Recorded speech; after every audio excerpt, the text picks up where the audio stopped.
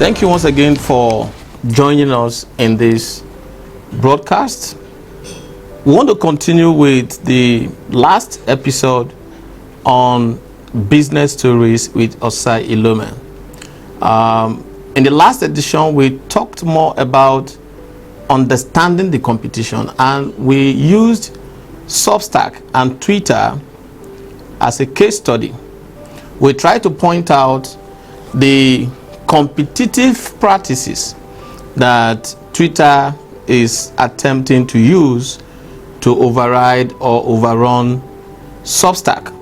And we ended by asking you the question, who do you think is going to come out tops in this competition? Do you think Substack will eventually win this battle, or do you think Twitter will eventually swallow up Substack? Of course, we would like to also make a third option, which is Substack might go for acquisition of Twitter, or Twitter, on the other hand, might go for acquisition of Substack. But we'll watch out to see how it all pans out. But for you as a business person, we want to bring to your notice some of the key strategies that you can use to fight competition, learning from what has happened in the past. Remember, in the last episode we told you that we'll be talking more about IBM, Compaq, and Dell. And so we want to use the experience from these case studies to point out what lessons you can learn, what takeaways, what practices can you take away from this story and adopt for your business. And so, in a nutshell, the key elements for this story is, what sales strategy do you have, or what competitive pricing practice are you willing to adopt? These are the two key elements that we're going to find in this story that we're going to be sharing with you now. Sales strategy and your pricing model. Now, in 1985, to be precise, IBM, that was when computer was gaining momentum, and IBM was in the forefront of producing computers across the world, particularly in the United States, where the product emanated from. And so IBM was running roughshod, in that territory, in that space. And so every other person, were trying to plug themselves into the IBM business model. And so along the line, another company, Compaq Computer Corporations, came into existence. And Compaq understood what IBM was doing. They understudied what IBM was doing and decided to give IBM a run for their money. Now, what was IBM's strategy of winning the highest market share as at that time? What IBM was doing was leveraging third-party sales strategy to market their computers across the globe, particularly in the United States. So what it implies is that IBM produces these computers and partners with a sales company who they will now ship manufactured computers to, who will now sell to the end users. And so came in Compaq, and Compaq understudied this practice and decided to invest heavily in the same strategy, by going ahead to locations where IBM have not really gained ground, to establish their own market. And so that was the competition between IBM and Compaq. And so both companies were really digging it out, and both companies were actually making sales because it was a good product. So they were actually also making sales competitively. And now it seems as if no other company can come into the market space. That could be your case. You have a product that you want to bring to the market, and it seems as if the giants have already in the market space. They have taken the market shares, and so you will not be able to break even, or you will not be able to break through in, getting your own market share. And so came in Dell corporations. Like I said, IBM and Compaq were digging it out using third-party sales companies, third-party salespersons to market these computers.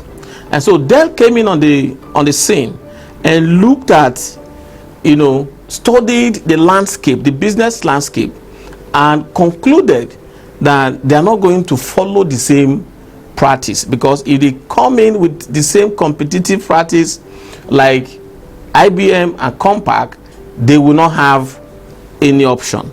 They will not be able to make an inroad in the computer market as at that time. And so what did they do?